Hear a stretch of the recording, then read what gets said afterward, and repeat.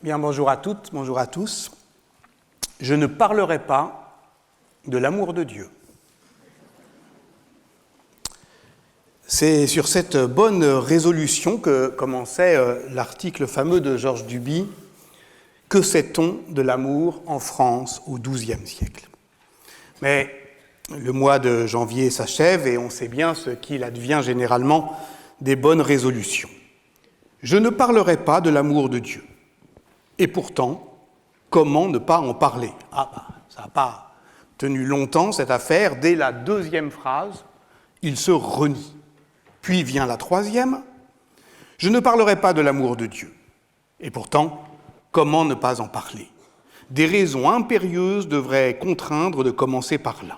Et suit une page sur la place centrale de la caritas dans la pensée de l'Église impérieuse, en effet. Et vient ensuite un nouveau revirement, mais je ne parlerai pas de l'amour de Dieu, et pour un sérieux motif, parce que je ne suis pas historien de la théologie ni de la morale. Vous voyez comment ces sujets continuent d'une certaine manière à produire leur effet d'intimidation. Je suis historien de la société féodale, je cherche à comprendre comment cette société fonctionnait. Alors évidemment, c'est intéressant cette justification. Ça nous permet de suivre la tectonique des intérêts de Georges Duby, qui l'ont mené de l'histoire de l'agriculture à l'histoire des généalogies nobles, puis aux politiques et pratiques matrimoniales jusqu'à celle de la vie privée, et comment cette pente l'a mené à l'histoire des femmes, confluant vers les 3 volumes paraissant la dernière année de sa vie sous le titre d'âme du XIIe siècle, mais comment tout cela ne l'a jamais, en somme, diverti de ce qui fut sans doute la plus constante, et pour le coup la plus impérieuse, de ces questions d'historien des sociétés médiévales. Comment tient la société féodale? Où sont les assises de sa puissance? Sauf que Duby était attentif à ce qu'il a appelé dans sa leçon inaugurale les désajustements entre les structures matérielles et les structures idéales. Ce qui fait que, d'une certaine manière, il n'a jamais voulu être au centre du métier. Il voulait travailler sur la diversité des allures d'un temps social dont il aimait dire la consistance comme un enchevêtrement d'articulations et de résonance. D'autres, aujourd'hui, à cette question « mais comment tient la société féodale ?» amènent une réponse plus massive, plus compacte. Ce qui fait tenir cette société, c'est l'ecclésia, c'est-à-dire précisément ce que Georges Duby a toujours soigneusement évité, lui reproche-t-on aujourd'hui, soigneusement évité d'aborder de front. Lorsqu'il lisait, par exemple, le cartulaire de l'abbaye de Cluny, c'était pour y traquer la société laïque. Et c'est à critiquer la compacité de cette architecture de l'ecclésia qu'on oppose aujourd'hui à Duby, qu'était consacrée la séance de la semaine dernière, partant de l'impossibilité symétrique de n'y parler que de l'amour de Dieu, mais de voir effectivement comment la notion même de caritas trouvait à se troubler dès lors qu'on analysait un peu soigneusement les noms qui la disaient. Mais le questionnaire d'un historien ne répond pas seulement aux injonctions de l'historiographie. La demande sociale y a sa part, et sans doute aussi des interrogations plus intimes. Lorsqu'il se demande en 1983 « Que sait-on de l'amour en France au XIIe siècle ?», Georges Duby est inquiet. Peut-être se sent-il même menacé dans son rôle d'homme public et, allez savoir, d'homme tout court, comme on dit. Menacé par le succès de certains ouvrages à grande diffusion qui présentaient le Moyen-Âge comme l'âge d'or de l'épanouissement du féminin. C'était le cas du livre de Régine Pernoud, paru en 1980 sous le titre « La femme au temps des cathédrales ». Alors, on ne doit pas s'exagérer l'importance scientifique de cet ouvrage, mais on ne doit pas non plus en sous-estimer la portée idéologique. Comme souvent en histoire intellectuelle, ce sont des livres qui ne sont pas irréprochables sur le plan de la méthode, qui produisent le plus grand effet. Et d'une certaine manière, comme la sorcière de Mona Chollet, l'aristocrate de Régine Pernoud a créé une mythologie contemporaine, celle d'une puissance invaincue des femmes, toujours réprimée mais toujours susceptible d'être relevée, le passé agissant là moins comme, disons, ressource d'intelligibilité que comme ressource d'encouragement politique. Et étrangement, ça l'avait énervé, Georges Duby, de même qu'il avait pris ombrage du succès d'un roman très populaire de Jeanne Bourrin, La Chambre des Dames, publié en 1979, vendu à 1,5 million d'exemplaires, adapté pour la télévision. Comment était-il possible, s'énervait-il, que le public préfère ces fades idylles dont nous entretient aujourd'hui en France le roman historique dans son impétueuse et inquiétante floraison, lit-on dans l'article dont je parle? Comment peut-on préférer ça, ces fades idylles, aux recherches savantes sur le mâle Moyen-Âge? L'amour courtois, mais ce n'est pour lui qu'une fiction littéraire où des simulacres de désir se déploient autour de l'épouse du Seigneur. La femme n'est qu'un leurre dans cette parade du pouvoir qui divertit les jeunes chevaliers soumis aux rigueurs de l'ordre lignagé, de même qu'elle n'est, dans le discours des clercs, jamais qu'un reflet d'une image de Dieu.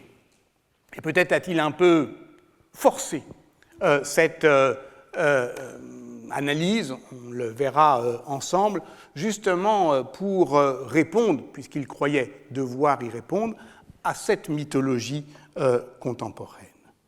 Un reflet, on le sait bien, n'agit pas de lui-même. L'homme seul est en position d'agir. C'est en quoi, évidemment, pour le coup, l'histoire des femmes aujourd'hui, dont Duby a été un allié, dont il a réussi d'une certaine manière à promouvoir la légitimité, mais qu'il a très largement dépassé, ce à quoi donc cette nouvelle historiographie oppose évidemment la puissance d'agir des femmes, et lui dit qu'il a sans doute exagéré pour des raisons héroïques cet effacement qui lui permettait d'avoir le beau rôle de celui qui dévoile, et c'est sur ce constat faussement désenchanté qu'il prend congé de ces dames du XIIe siècle. Je n'ai entrevu que des ombres flottantes, insaisissables. Aucune de leurs paroles ne m'est directement parvenue. Mais revenons à cet article de 1983. À le relire aujourd'hui, on comprend que son objet est beaucoup plus réduit qu'on le croit. Il traite, et il ne traite que de l'amour dans le mariage.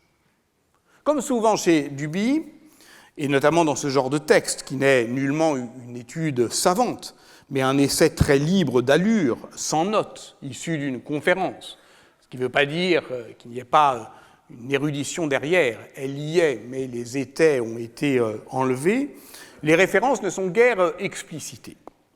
Il est une page extraordinaire, où Duby évoque, mais d'assez loin, une lettre édifiante que l'abbé Adam de Persaigne adresse dans la dernière décennie du XIIe siècle à la comtesse du Perche pour lui enseigner l'usage des plaisirs qu'il convient d'accorder à l'affection de son époux, à l'affectus conjugal. Qu'elle n'oublie pas, dit l'abbé, qu'en tant que femme mariée, elle est partagée, corps et âme. Dieu ne permet pas que l'âme passe en possession d'un autre, lui écrit-il. Il s'en réserve donc l'usage exclusif. Ce qu'il a concédé à l'époux par la loi du mariage qu'il a lui-même instituée, c'est uniquement le droit sur le corps de la femme. Et on retrouve effectivement cette opposition stricte entre le spirituel et le charnel. Et donc, ce droit qu'il lui a concédé sur le corps de la femme, eh bien, Duby dit, au fond, à la manière paysanne. C'est-à-dire que le mari en est le tenancier, il s'en sert, il l'exploite, il lui fait porter fruit, mais il n'en a justement que l'usufruit, et non le pouvoir éminent. Et si la comtesse de Perche s'interroge sur son débitum, sur ce qu'elle doit à son mari, qu'elle ne s'avise pas de lui donner autre chose que son corps. Et, je cite Adam de Persaigne, « Quand l'époux de chair s'unit à toi, mets, toi, ta joie à demeurer fixée spirituellement à ton époux céleste. » Et cette image d'une femme clivée de marbre, levant littéralement les yeux au ciel sans aucun frémissement de l'âme, écrit Georges Duby, le terrorisait. Car enfin, la fine amour, c'est une école de la jeunesse. Mais pour les hommes faits, pour les seigneuresses, disons les quinquagénaires, il n'y aurait que ça à espérer, cette femme bûche qui donne sa joie à Dieu. Et quel échappatoire alors, sinon l'adultère? Parce que eux, les quinquagénaires, les hommes faits, et c'est la dernière phrase du texte, ils brûlaient encore.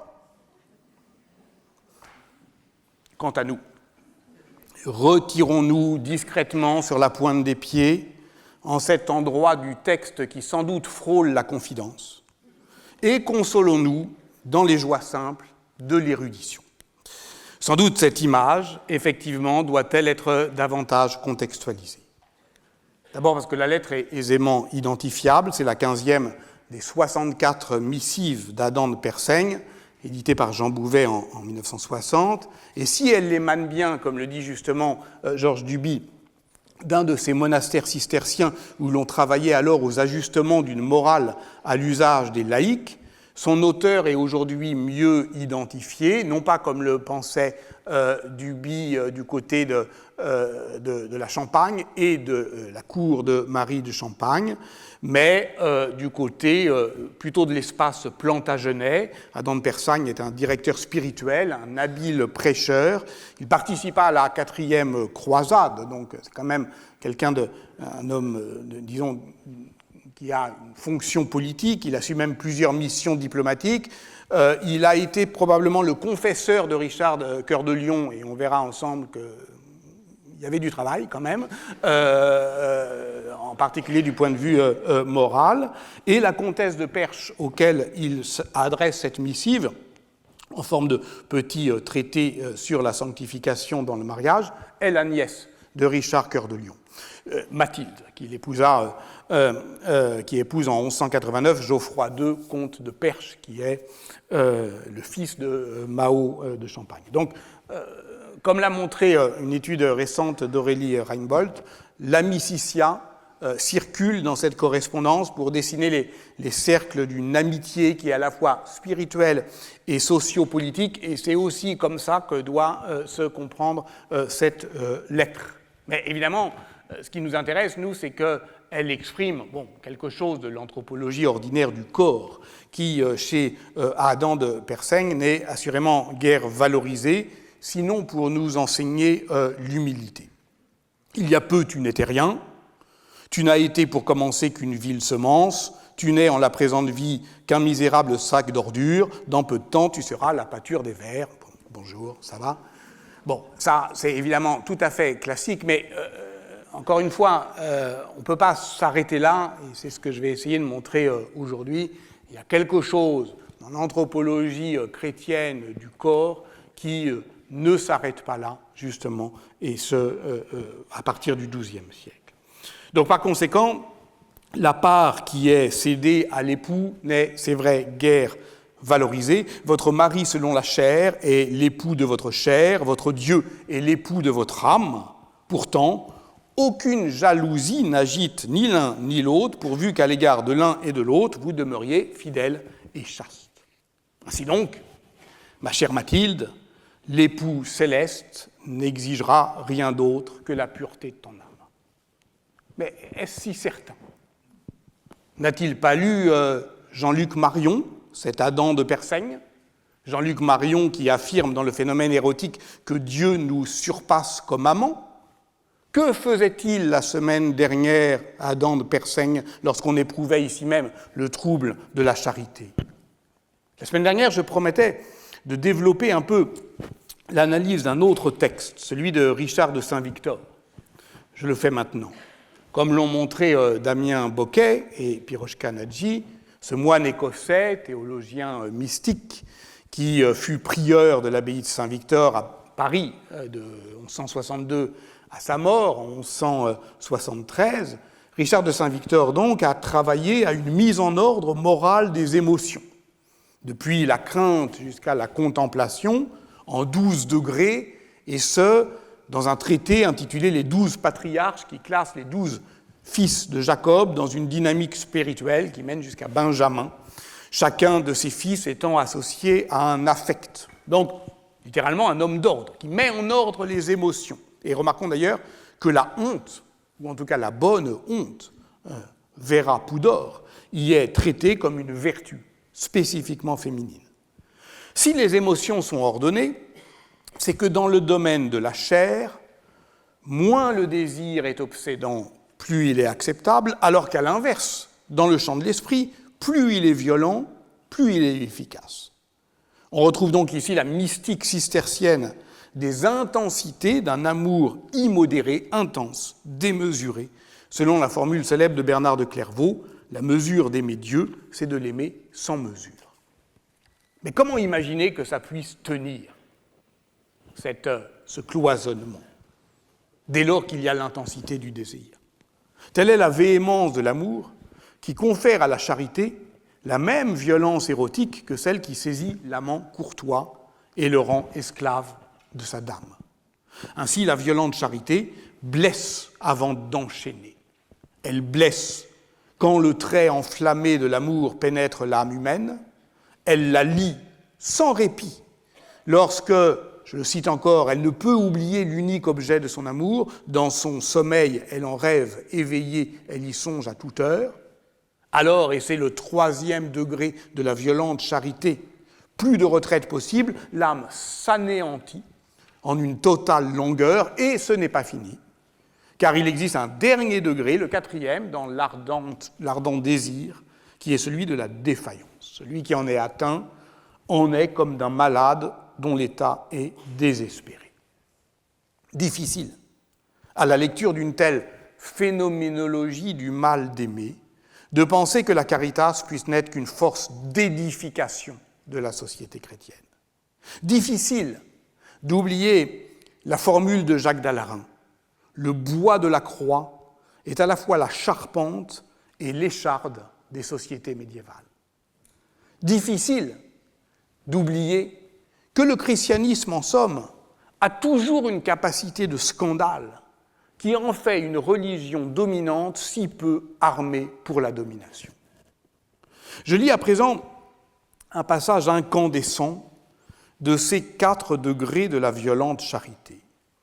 Grande est la force de la dilection, étonnante la puissance de la charité. Elle comporte de nombreux degrés différents beaucoup l'un de l'autre. Qui pourrait les distinguer convenablement ou seulement les dénombrer? On retrouve évidemment dans l'amour les sentiments d'humanité, d'amitié, d'affinité, ceux que crée le sang, la fraternité et beaucoup d'autres de ce genre. Mais au-dessus d'eux, il y a cet amour brûlant et bouillonnant qui pénètre le cœur, enflamme les sentiments et transperce si profondément l'intimité de l'âme qu'elle peut dire en toute vérité « Je suis navré d'amour ».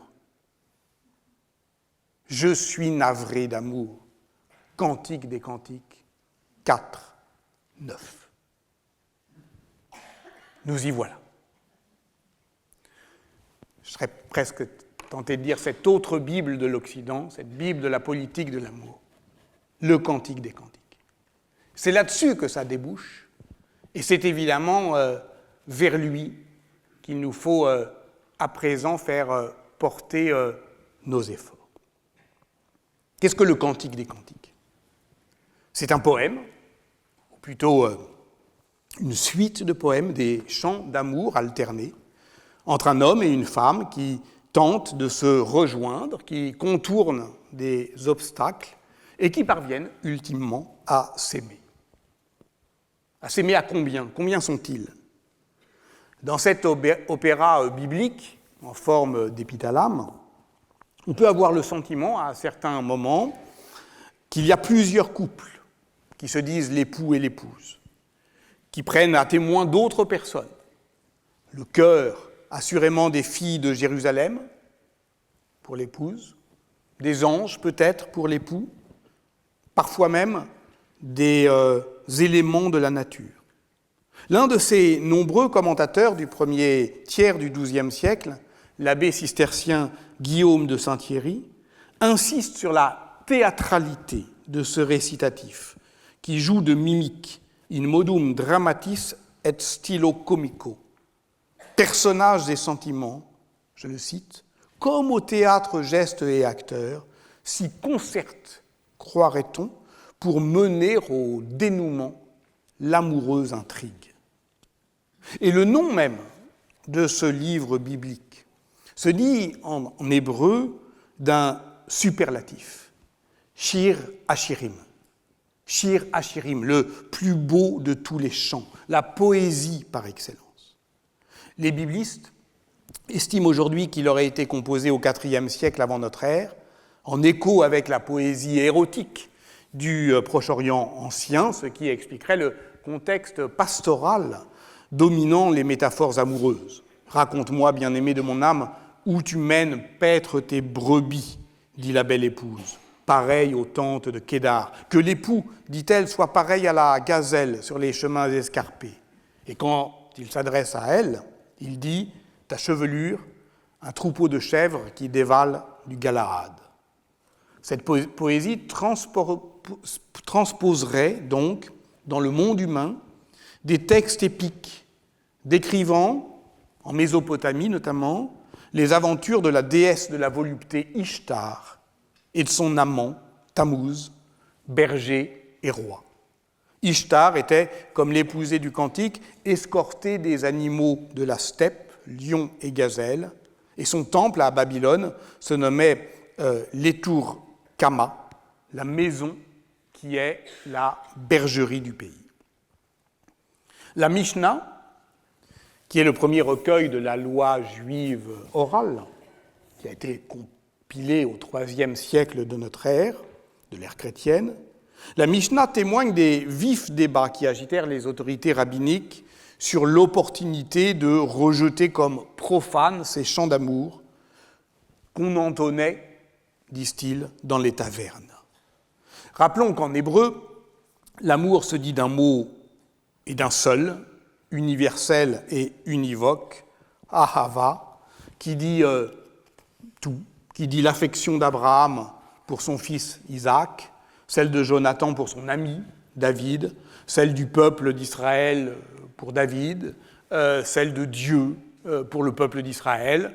Et c'est un amour qui est inconditionnel, c'est un amour qui est aveugle, c'est un amour qui ne demande rien, sinon un sentiment de loyauté qui entraîne des actions qui entrent dans ce qu'on pourrait appeler une politique de l'amour.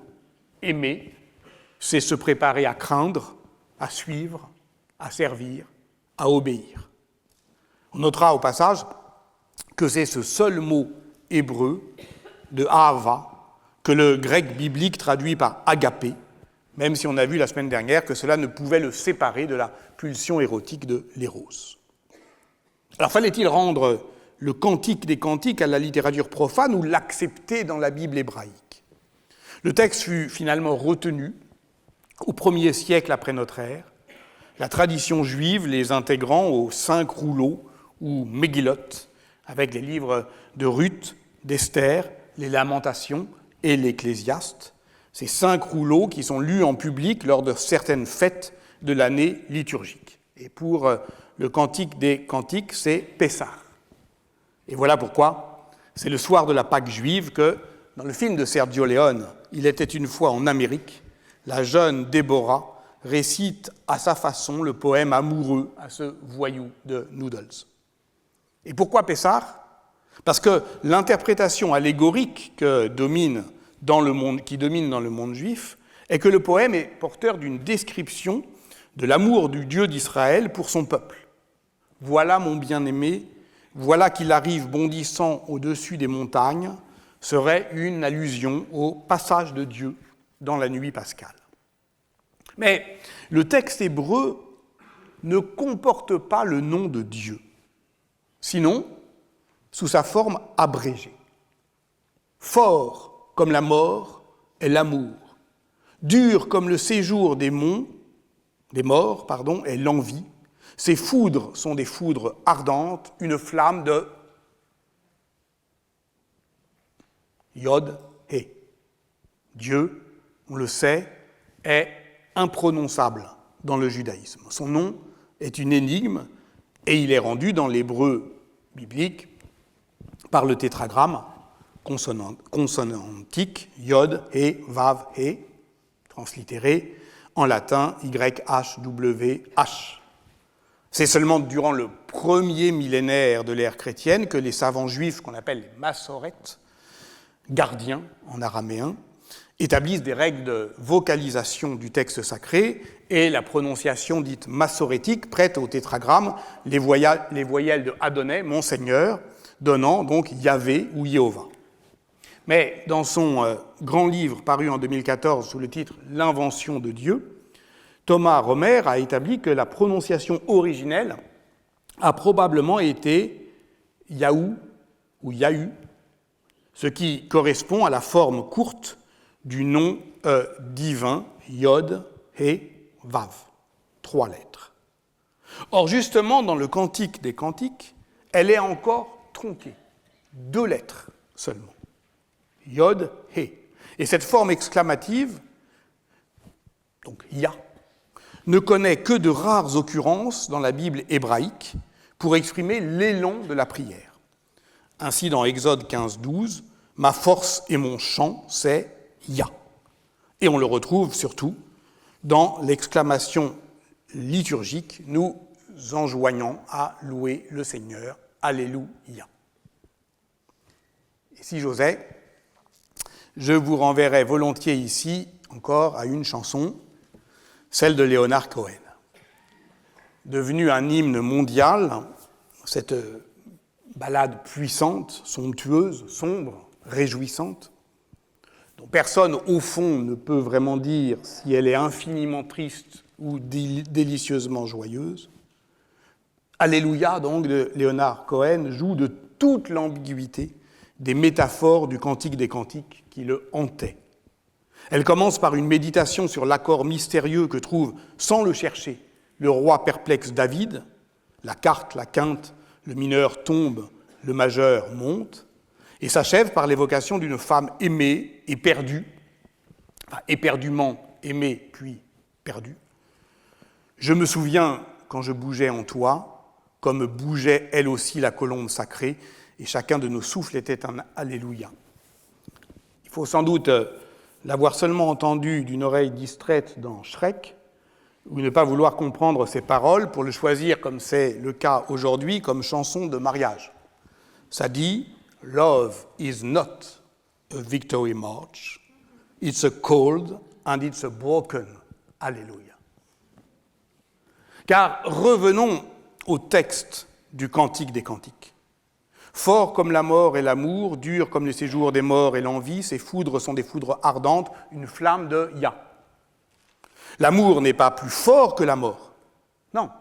Aimer, c'est se placer devant la mort, de s'y placer crânement, souverainement, librement. Je reprends la lecture de Thomas Romer, mais cette fois-ci à partir d'un article où il étudie le passage du motif du jardin des dieux, tel qu'il se développe notamment dans l'épopée de Gilgamesh, ce motif du jardin céleste, évidemment, de la Genèse, à celui du Cantique des Cantiques. Là, dans le Cantique du Cantique, tout s'ouvre, tout s'offre. Ce n'est pas dans le petit jardin clos que se déploie le rapport érotique entre l'époux et l'épousée, qui dit « Je suis à mon bien-aimé et son désir se porte vers moi. » Et elle poursuit « Viens, mon bien-aimé, sortons dans les champs, passons les nuits dans les villages. Au petit matin, nous irons dans les vignes, voir si la vigne bourgeonne, si la fleur s'ouvre, si les grenadiers fleurissent. Là, je te donnerai mes caresses ou mes seins. » Parce que selon la manière dont on le vocalise, caresse et sein peuvent se dire du même mot en hébreu. Je n'ai pas besoin de relever ici tout ce que la poésie amoureuse du XVIe siècle fera de ce thème. Mignonne, allons voir s'il arrose. en imaginant le corps blasonné de la femme aimée comme un paysage immense, replié, où l'amant pénètre, nouveau Gulliver, pour jouir de ses paradis artificiels. Comme l'a montré Françoise Joukowski dans son livre sur les poètes de la Pléiade, Le bel objet, cette érotisation d'un jardin clos, qui prend la dimension d'un monde, je la cite, aboutit à une sorte de paysage humain qui a sa végétation, le jardin bouquetier des lèvres, ses astres, les deux yeux, ses moissons, la chevelure. Mais dans le Cantique des Cantiques, cette intériorisation du jardin d'Éden a évidemment des conséquences immenses sur l'économie de la chute. L'épouse et l'époux partent s'aimer au large, en grand, dans les champs, les vignes, les villages. Ils sont sortis du jardin clos et on ne les y reverra plus. Mais que dit l'amoureux ? Tu es un jardin clos, ma sœur, ma chérie, une fontaine close, une source scellée. J'entre dans mon jardin, ma sœur, ma chérie. Je recueille ma myrrhe avec mes essences odoriférantes. Je mange mon rayon de miel avec mon miel. Je bois mon vin avec mon lait. Alors bien entendu que ce qui s'entend là est aussi une prise de possession, à la paysanne, dirait Georges Duby, qui n'est pas moins violente, à se dire avec les accents irrépressibles, d'une prière, de l'élan d'une prière. Mais c'est le prix d'une décision immense. La sortie du jardin originel est pleinement acceptée. Et avec elle, la nature pécamineuse de l'être humain, donc la légitimité des relations de pouvoir. Parce que c'est ça qu'il faut comprendre. C'est aussi une prise de possession. C'est une prise de pouvoir. Parce que si on sort du jardin, alors commence la politique. Car de quelle nature était le dominium d'Adam sur les êtres vivants ? Est-il naturel que l'homme commande à la nature, aux animaux ? Quelle relation ce pouvoir entretient-il avec l'acte de nommer ? Ces questions, qui sont des questions pour aujourd'hui, le Moyen-Âge chrétien se les posait déjà, et à partir d'une réflexion sur la chute, c'est-à-dire la faute d'Adam, et le moment où il fut chassé du paradis, faisait-on de la politique dans le jardin d'Éden ? Non, sans doute. On n'en avait nul besoin. Marsile de Padoue l'affirmait dans son Défensor Pacis, 1318-1324. S'il était resté dans cet état, Adam, donc s'il était resté dans l'état d'innocence, il n'eût pas été nécessaire d'instituer et de distinguer les fonctions civiles, ni pour lui, ni pour ses descendants.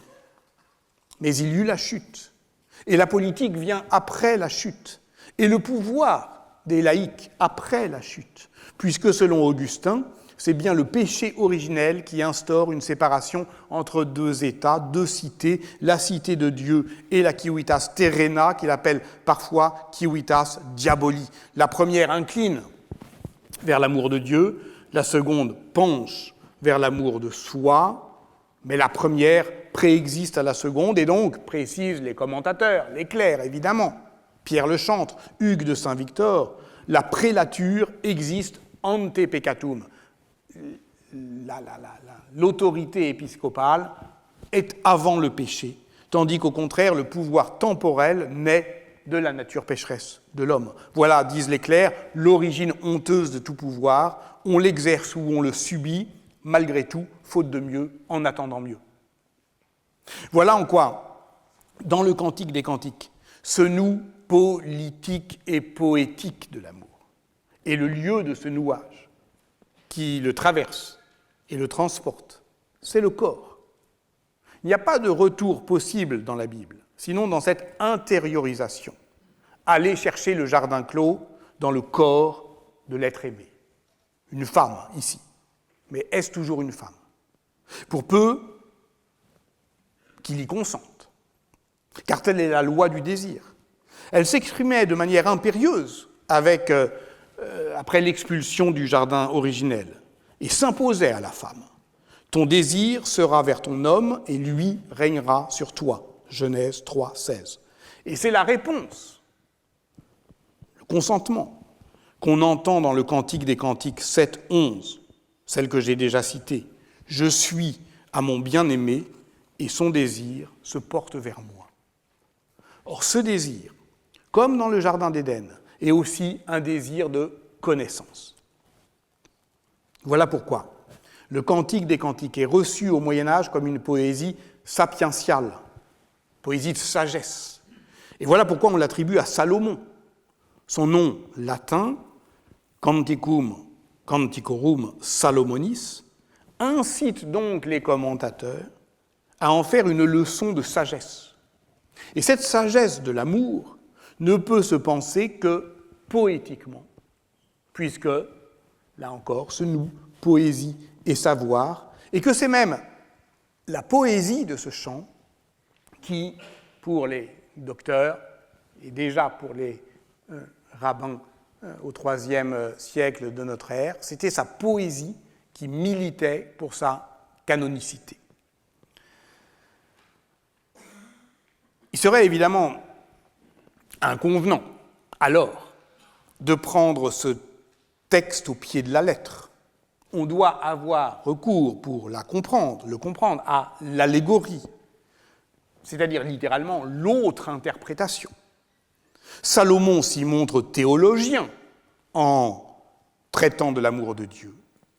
Et Pierre de Jean Olivier l'affirme encore avec vigueur au XIIIe siècle, est hérétique, est blasphématoire. Celui qui pense que Salomon aurait écrit ce chant pour la fille de Pharaon. Bien au contraire, le Cantique des Cantiques enseigne à ramener à Dieu les réalités sensibles, à y être conduit charitablement, par la main. Le mot est manouduxio.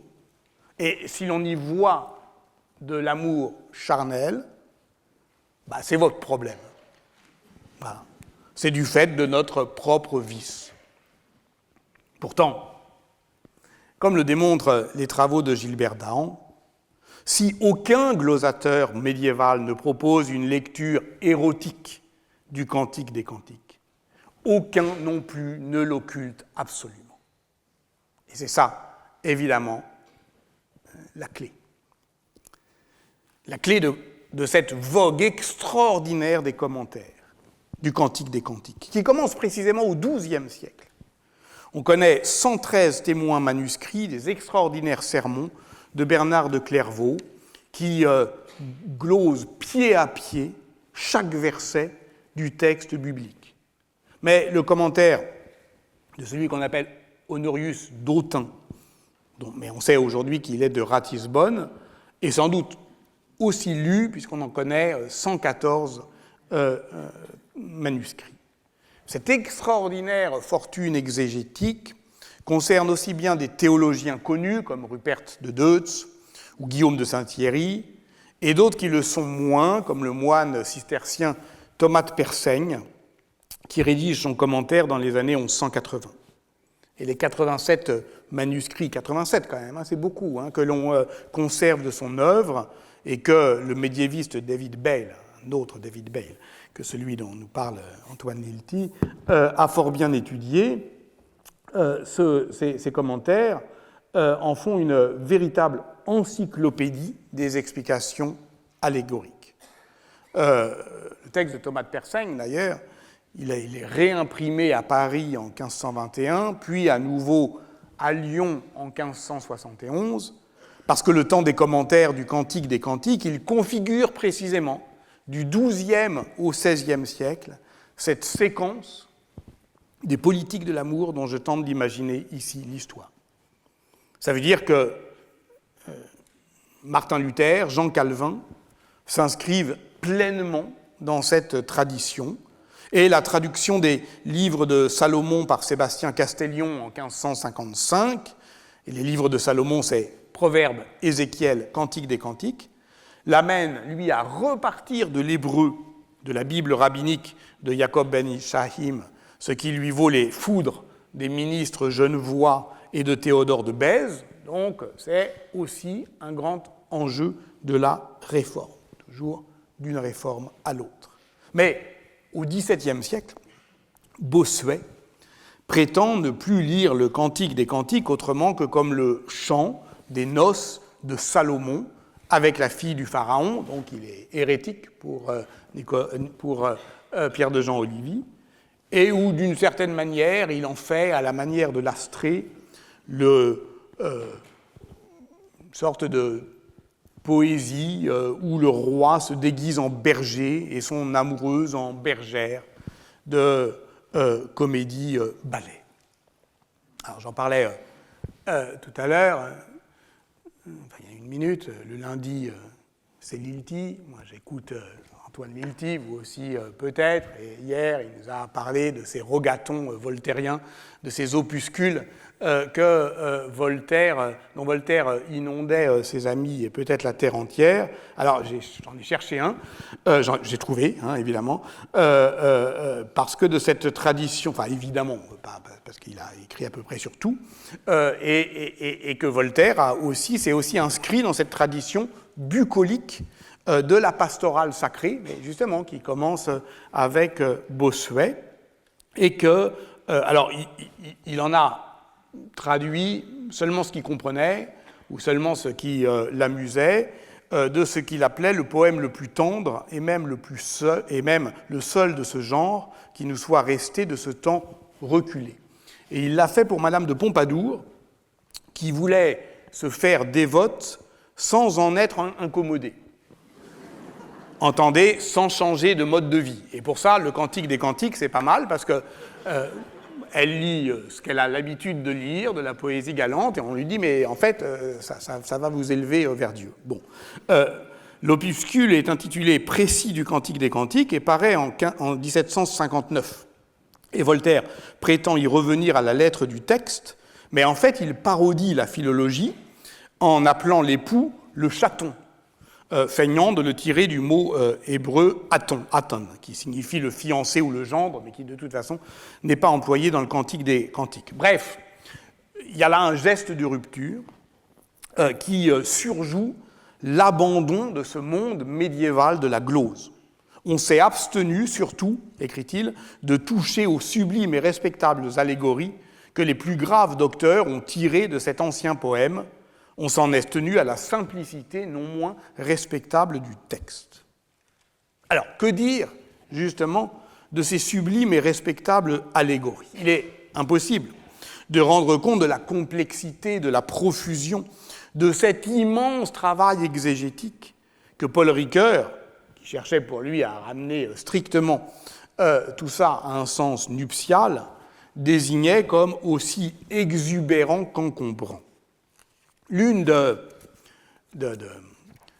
ces constantes est que toutes ces gloses procèdent de la lecture d'Origène, théologien grec du IIIe siècle, qui est considéré comme le père de l'exégèse biblique et de ses 4 degrés, sens littéral, allégorique, tropologique, anagogique, et dont, je le dis au passage, Eusèbe de Césarée affirmait qu'il s'était auto-castré en lisant littéralement l'Évangile selon Matthieu, sur ceux qui se sont fait eunuques pour accéder au royaume de Dieu. Et puis, à la fin de sa vie, il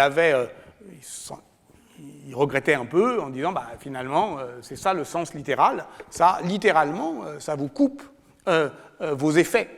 Et donc, il faut, au fond, saisir l'ensemble de ces 4 degrés. On aura d'ailleurs à revenir sur cette question de la castration, et pas seulement avec Abélard. Pour Origène, la parade amoureuse de l'époux et de l'épousée ne peut être interprétée qu'au degré le plus haut de l'anagogie, qui engage sur la seule voie du perfectionnement spirituel, de l'accomplissement eschatologique. Et ce que l'on y doit lire, c'est donc le dialogue entre l'âme et Dieu.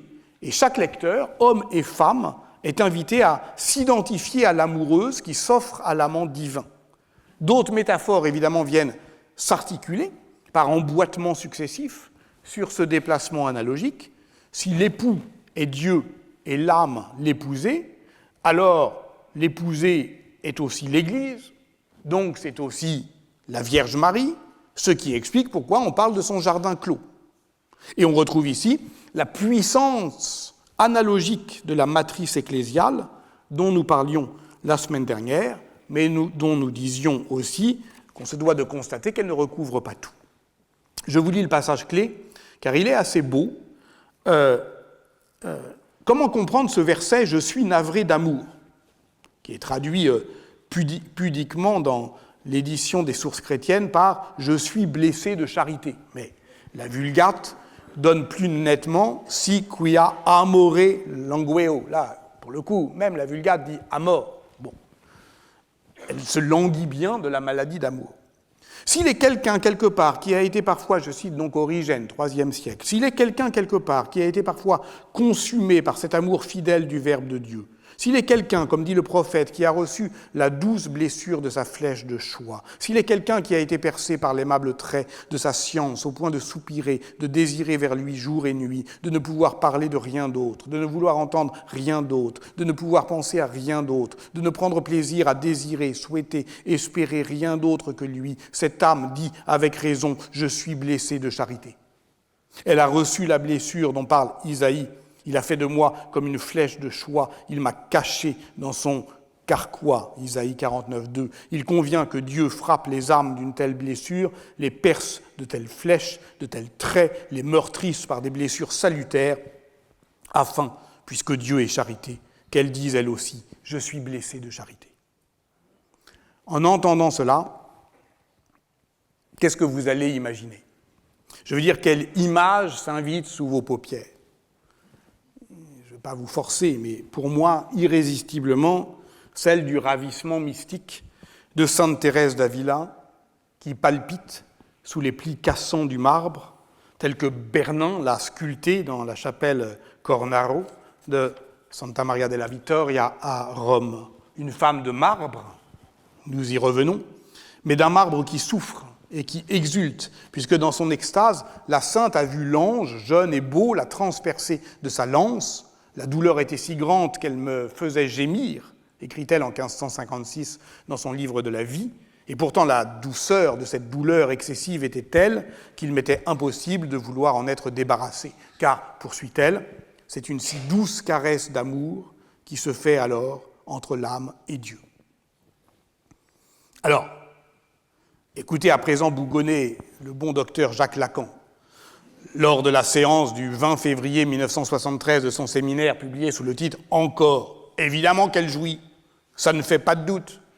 Mais la question est, de quoi jouit-elle, sinon d'un langage qui lui fait éprouver ce qu'elle ne veut pas comprendre ?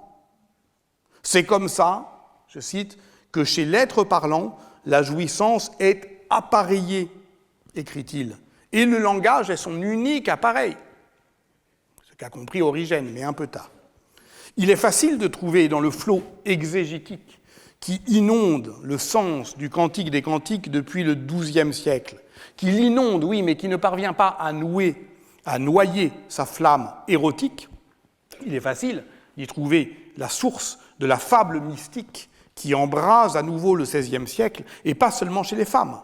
On pense évidemment à Jean de la Croix, dont le cantique spirituel, composé entre 1578 et 1585, sous le titre « En quel lieu t'es-tu caché ?», cherche dans la nuit obscure la voie qui mène à l'exercice d'amour entre l'âme et son époux divin, sa poésie mystique réécrivant le chant de l'épouse du Cantique des Cantiques. Mais revenons à présent à ces commentateurs médiévaux. Parmi les nombreuses conséquences exégétiques qu'ils tirent de leur glose, deux méritent d'être relevées pour mon propos, et toutes deux ressortent déjà des catégories mystiques de l'expérience et de la démesure, c'est-à-dire d'un exercice spirituel qui se laisse déborder par la violence de l'amour. La première concerne ce que Étienne Gilson appelait le socratisme chrétien, c'est-à-dire que l'amour est ce qui nous rapproche de Dieu et de nous-mêmes, c'est un moyen de connaissance, en premier lieu de connaissance de soi, et on le comprend dans un passage saisissant du commentaire du moine cistercien Guillaume de Saint-Thierry, qui est relevé par Rudi Imbach, lorsque la femme dit « Raconte-moi, bien-aimé de mon âme, où tu mènes paître tes brebis », et lorsqu'il répond « Si tu ne le sais pas, ô belle, entre les femmes, va dehors sur les traces du troupeau », comment comprendre ça ? Guillaume de Saint-Thierry glose ainsi « Si tu ne te connais pas, sors », veut dire « Si tu sors de chez toi, c'est que tu ne te connais pas. Connais-toi donc, ô mon image », c'est Dieu qui parle, « Connais-toi donc, ô mon image », c'est Dieu qui parle à l'homme ou à la femme. Connais-toi donc, ô mon image, ainsi me pourras-tu connaître, moi dont tu es l'image, au fond de toi, tu me trouveras. Écrivant la vie de son ami Bernard de Clairvaux, Guillaume de Saint-Thierry, c'est assez beau, raconte comment en 1124, malades tous les deux, et au chevet l'un de l'autre, de l'infirmerie de Clairvaux, ils se consolaient en discourant des vertus comme remède aux maladies et de la nature spirituelle de l'âme. C'est alors, écrit Guillaume de Saint-Thierry, c'est alors qu'il m'expliqua le Cantique des Cantiques, dans son sens moral seulement, autant de temps que le permit la durée de ma maladie. Alors il faut dire que Guillaume et Bernard entretenaient une amitié dévorante, au point que Bernard avait cru devoir l'éloigner de Clairvaux en 1121. Mais là, ils se retrouvent pour partager une commune vulnérabilité. Au fond, c'est l'histoire de deux hommes qui font les femmes, au sens où ils font l'expérience, pour les médiévaux, de la faiblesse du corps et de la force du texte. La première ouvre à la seconde. Et c'est ainsi, comme l'a bien montré le philosophe et théologien Emmanuel Falck, que cette expérience du cantique se mue progressivement en cantique de l'expérience. Parce que pour Bernard de Clairvaux, on ne sait rien si on ne l'éprouve pas. Ainsi débute son 3e sermon sur le Cantique des Cantiques. Aujourd'hui, nous lisons dans le livre de l'expérience. Mais ce livre de l'expérience, c'est ce que ça lui a fait à lui, dans cette position de fragilité, de s'ouvrir, de s'offrir au cantique. Le sens de l'expérience, il n'est pas délimité par le champ clos du texte à déchiffrer, il s'ouvre au monde de la vie tel que la vie est transformée par le texte. Autrement dit, si le Cantique des Cantiques est un chant d'amour, c'est parce qu'il est le chant de la connaissance de soi, de l'expérience, que son herméneutique réside moins dans un sens caché que dans l'effet qu'il produit. Et cet effet, c'est celui d'une déflagration, d'une explosion de désir, quel que soit le soin des glosateurs à le contenir ou à le circonscrire par l'allégorie. Car à lire le sermon 83 que le réformateur de Cîteaux consacre au dialogue entre l'époux et l'épousée, on est saisi par l'expression d'un amour immodéré, inconditionnel, qui emporte tout, qui amat, amat et aliud nihil, novit, celui qui aime, aime et ne sait rien d'autre, et encore j'aime parce que j'aime, j'aime pour aimer. Savez-vous le moyen de résister ? Il faudrait donc, dit Grégoire de Nice, avoir le courage de découvrir l'impassibilité derrière les paroles qu'on pense être celles de la passion. Mais personne n'y arrive. Paul Claudel n'y parvenait pas.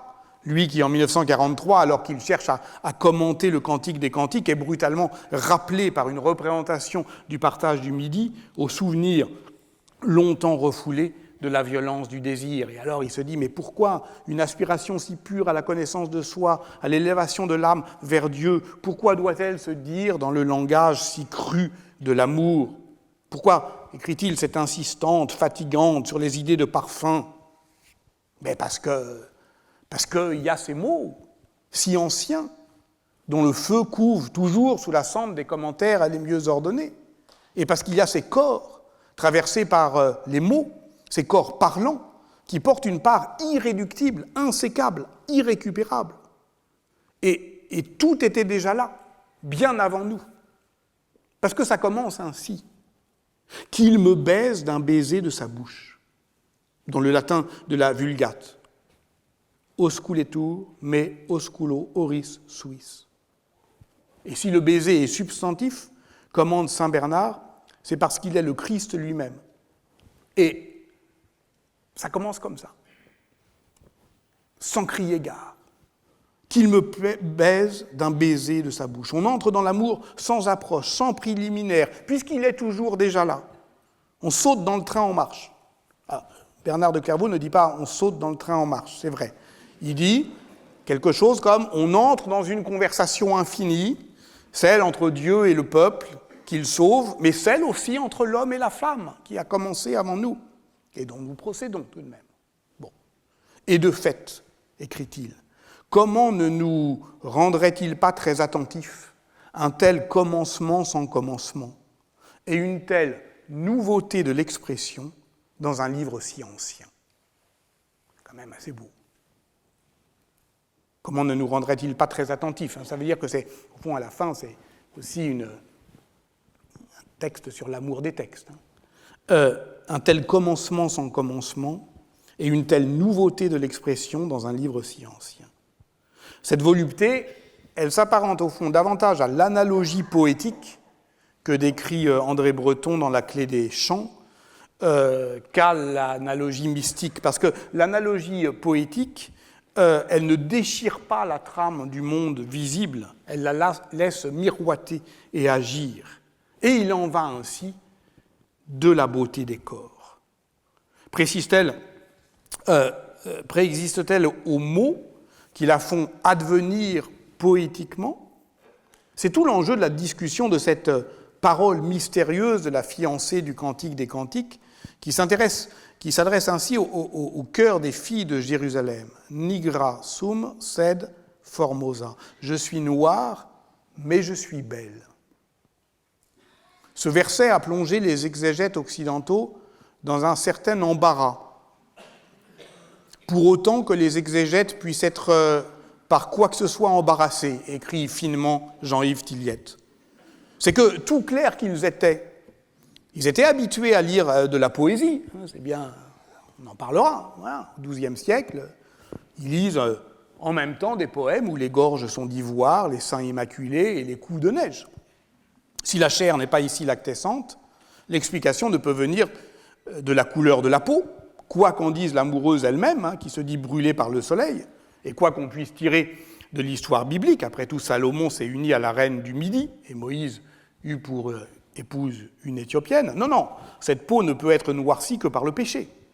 Et ce sont les compliments de son amant qui la lavent de cette nature pécamineuse et la rendent toute belle. Ainsi, la beauté n'est pas la cause de l'amour, comme dans le banquet de Platon, mais son effet. La bien-aimée n'est pas préalablement belle, elle est belle d'être aimée, d'une beauté survenant par-delà sa noirceur initiale. Et c'est son amant qui lui dit alors « que tu es belle, ma bien-aimée ». Et alors son chant d'amour convoque un à un tous les éléments de son monde propre. Alors ses yeux sont des colombes, ses cheveux un troupeau de chèvres, ses dents des brebis tondues, ses joues des moitiés de grenade, ses seins de faon. L'époux est comme Adam dans la Genèse, il nomme ce que Dieu a créé silencieusement. C'est lui qui a donné leur nom aux bêtes. Et d'ailleurs, il ne les a pas dit, il les a criés. Car si Dieu parle aux hommes, il leur a surtout donné le don de la parole, qui est celui de faire advenir les choses en les nommant. On se tue à vous dire que l'inconscient est structuré comme un langage. Ainsi que le précise l'exégèse juive du Midrash Rabbah, les anges chantent mais ne nomment pas. L'homme, lui, a dénommé les bêtes dans le jardin originel, et voilà que maintenant qu'il sait qu'il n'y reviendra pas, il détaille le corps de l'aimé, il le blasonne, c'est-à-dire qu'il le dit à la découpe, en lui donnant justement, mais ce don est comme tous les dons un poison, des noms de bêtes. Dans un livre magnifique et surprenant qui s'appelle « Symbolique du corps », la tradition chrétienne du Cantique des Cantiques, Jean-Louis Chrétien a entrepris lui aussi de blasonner ce corps, porte-parole d'une interprétation spirituelle qui invite à la fois à la magnification amoureuse et à, je ne veux pas dire une désincarnation, mais disons une allégorisation incorporelle, avec une conviction à la fois phénoménologique et théologique, je le cite, « Il n'est rien que la scintillante lueur du corps humain ne puisse éclairer. Mais si on l'idolâtre pour lui-même, on le profane en même temps qu'on le plonge dans l'insignifiance. Aussi suit-il toute la tradition exégétique de ce corps aimé du Cantique des Cantiques en le détaillant chapitre par chapitre. Et les chapitres s'appellent les dents, le nez, les lèvres, le cou, les yeux, les joues, la chevelure, les seins, le ventre, le nombril, les jambes, les pieds, les mains, enfin, miroir de l'homme et chemin de ses œuvres. Que l'on s'arrête un instant sur les seins. 8 occurrences dans la Vulgate. La bien-aimée est comme un bouquet de myrrhe entre les seins de l'épouse, le bien-aimé, pardon. Ceux-ci sont comparés à 2 cabris, 2 chevreuils, des faons, des grappes de raisin, palmiers, au mur d'une tour. Le vœu est fait d'un frère qui tétait les seins de sa mère, et il est question d'une petite sœur qui n'a pas encore de sein.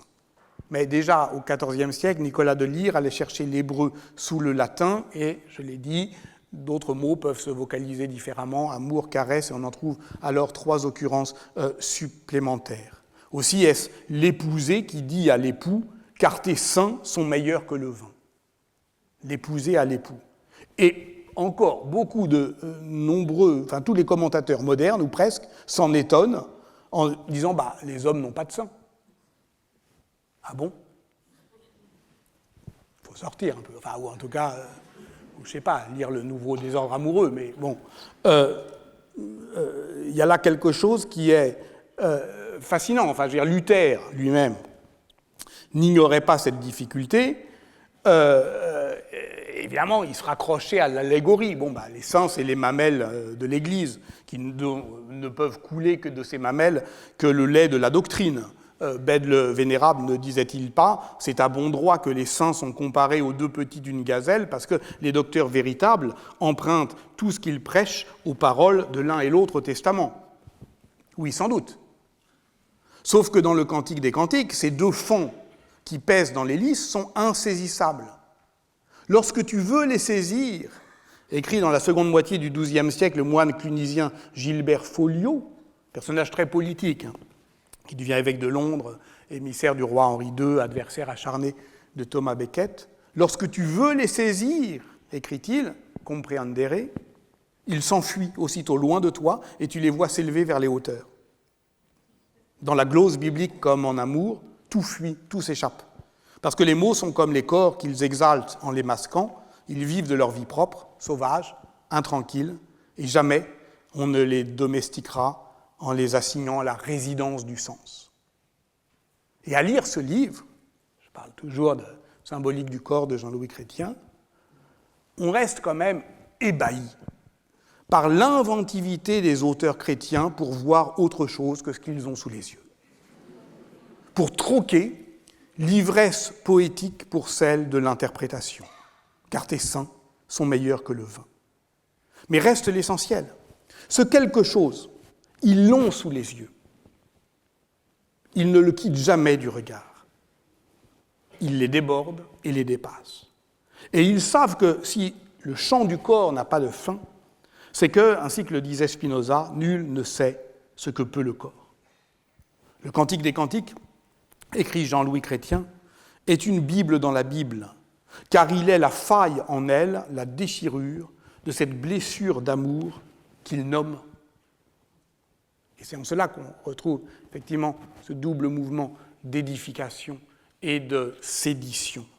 Il raconte une histoire qui est toute l'histoire chrétienne, mais il la raconte dans le langage de l'amour qui ne se laisse circonscrire par rien, ni par une théologie politique, même si Luther tentera de faire de cette pensée du corps collectif une doctrine, ni par une inspiration allégorique, car elle ne peut fonctionner comme parabole que si elle ne le voile pas tout à fait du sens qui la dépasse. C'est ce qu'écrivait Franz Rosenzweig dans l'Étoile de la Rédemption. Il ne suffit pas que le rapport de Dieu à l'homme soit présenté à travers la parabole de l'amant et de l'aimé. La parole de Dieu doit contenir immédiatement le rapport de l'amant à l'aimé. Il faut qu'il y ait le signifiant sans la moindre allusion au signifié. Entendez que ces saints sont aussi des saints. Et l'ouverture des lèvres, le plus grand et le plus beau des risques. Voilà ce que j'avais envie de vous dire aujourd'hui. Peut-être pour calmer l'inquiétude, l'angoisse de Georges Duby face à cette femme de marbre qu'il imaginait figée dans l'amour de Dieu, les yeux cloués au ciel, pour tout dire, je n'y crois guère. C'est étrange quand on y songe, d'ailleurs, le choix que j'ai fait aujourd'hui, et je m'arrête là, de vous laisser sans image, espérant peut-être que d'autres, plus puissantes ou plus inconvenantes, intempestives, se lèveraient dans votre imagination, plus troublante encore que la Thérèse du Bernin. On aurait dû sans doute évoquer la mise en image du Cantique des Cantiques dans l'enluminure, où elle se fait évidemment, inévitablement explicite, surtout dans les manuscrits du Quattrocento italien. Mais allons un peu plus loin encore, et évoquons, pour terminer tout à fait, toujours sans la voir, mais il suffit de fermer les yeux pour la voir, la Vénus de Botticelli. peinte vers 1485 pour les Médicis. Une femme de marbre, elle aussi, impénétrable, ciselée à la manière d'un bas-relief. Botticelli était considéré comme un peintre orfèvre, car son dessin était un stylet tranchant qui détachait les figures virilement, disait-on. Ce nu est si ciselé, en somme, que les historiens de l'art y ont vu un idéal transcendant de la nudité, aussi pétrifié qu'il était échevelé, et que le recours aux textes anciens, ceux du néoplatonisme, eh bien, parvenait à voiler métaphoriquement. Mais enfin, il faut savoir dénuder cette nudité.